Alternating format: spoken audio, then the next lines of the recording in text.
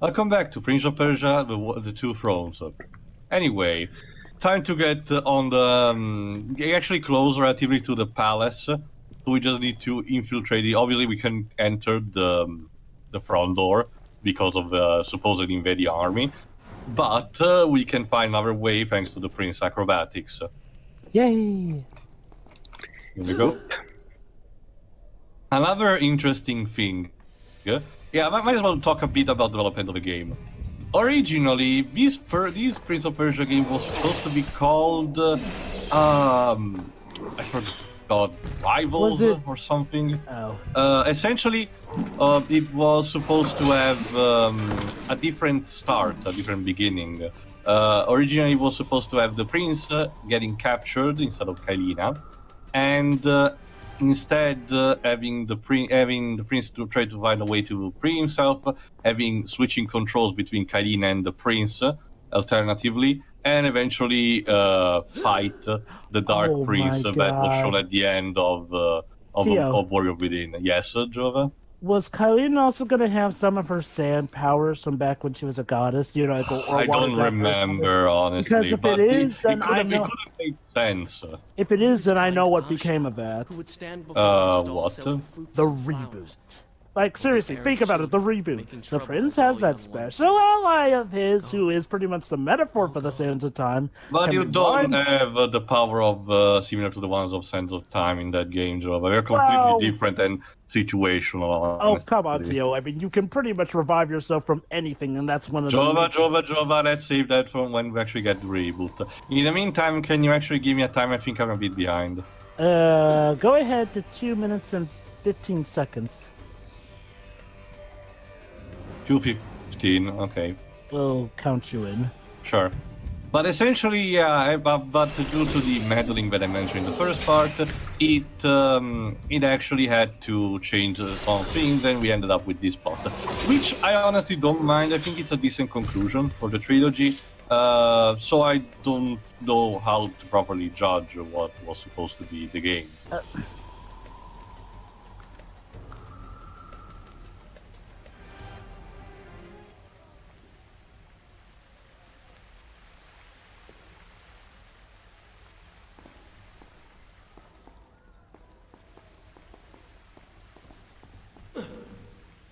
But anyway, once again, as I mentioned, the prince here is voiced by Relowenthal. This helps because of the personality they try to go for, and with the story arc that I mentioned. And it helps also for the talking scene. Again, I didn't mind Robin Akindo's for Warrior Within, but it just had a terrible script to work. Objects once familiar and comforting now fill me with uncertainty and dread. What has happened here?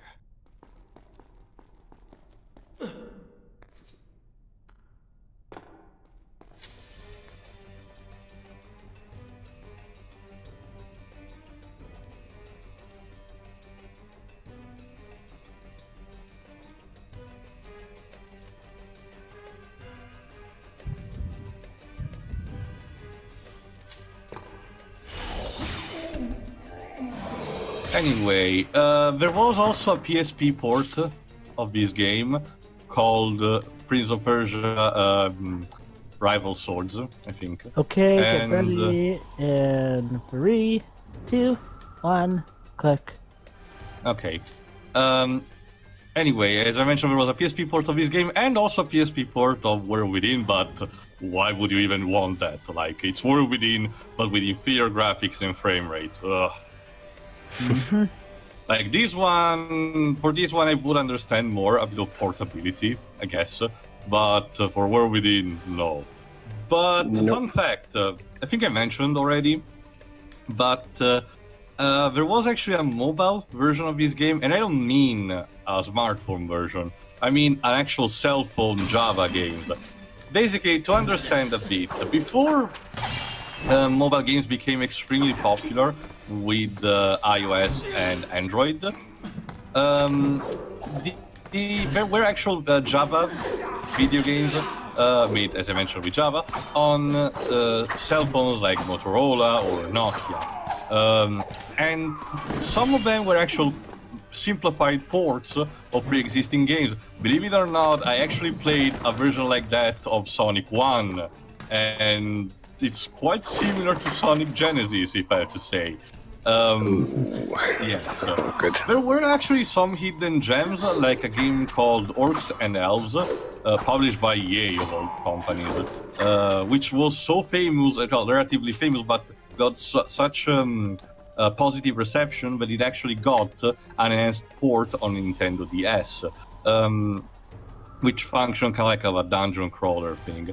But amongst these, there was actually the port of this game, which I actually played, and it works quite differently from this vanilla game. If I had to give a comparison of sorts, I would say that it could work just like, for example, the Nintendo DS versions of the Nintendo DS version of the Forgotten Sands actually worked. All right, this introduced also a new feature.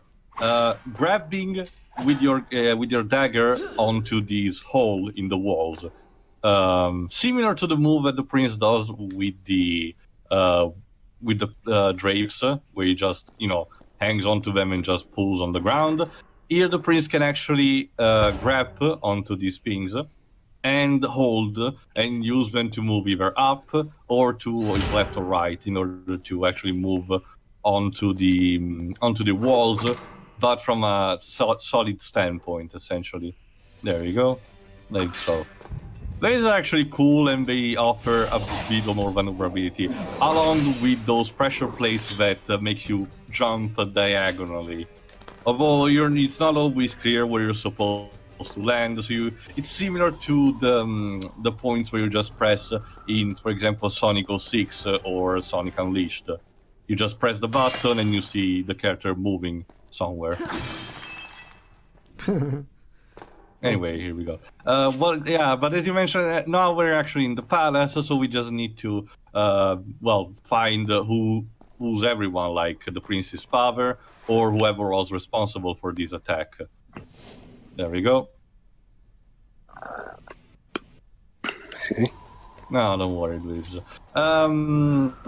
In the meantime, might as well. Dweebs. Yes? Have you actually... I'm back. Oh, sorry. Yes.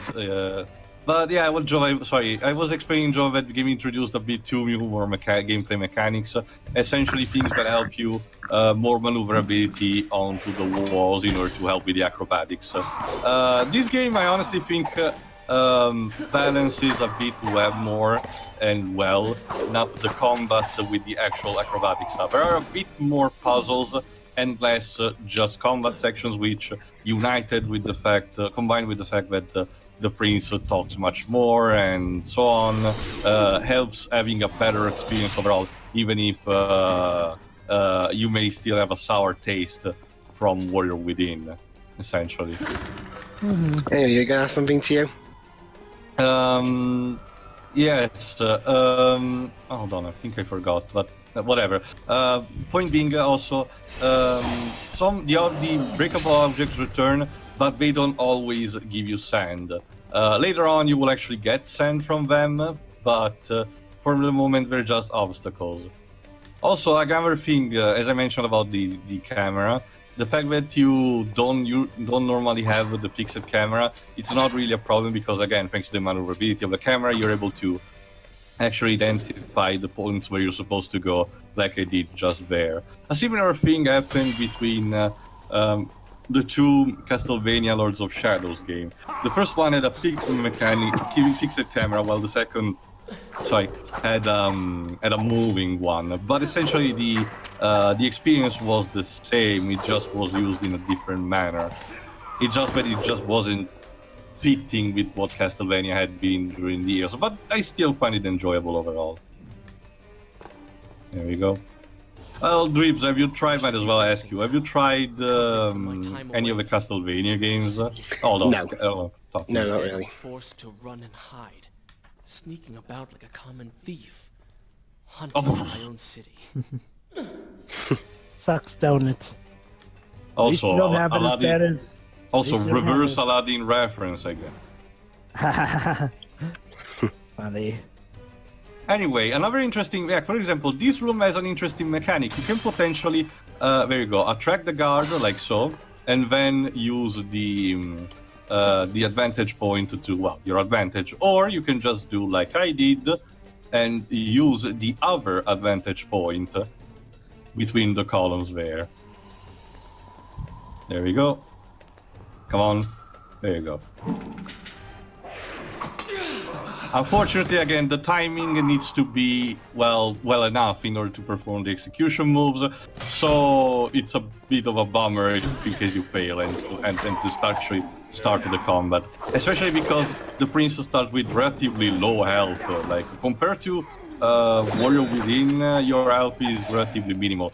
It's not as merciless as in Sands of Time, where you could just die incredibly faster from a simple fall, but it can be still very punishing, especially in hard mode.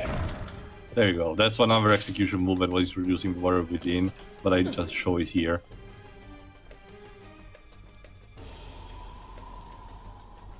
So, Dweebs, in case you might as well, yeah, since you are the most forgettable here, in case you want a recap of the events of the past game, because again, this serves as a conclusion of the trilogy, so might as well do a little bit of re-examination of what happened so far. In case you remember, in the first game, the priest unleashed the sands because the vizier was a dick, and actually had to travel with Farah in order to seal them again. He did so, but at the cost of essentially everyone forgetting about the entire experience, and having the vizier killed in the process. Oh, there you go. That's Kailina right away. Still unconscious, by the way. Whatever.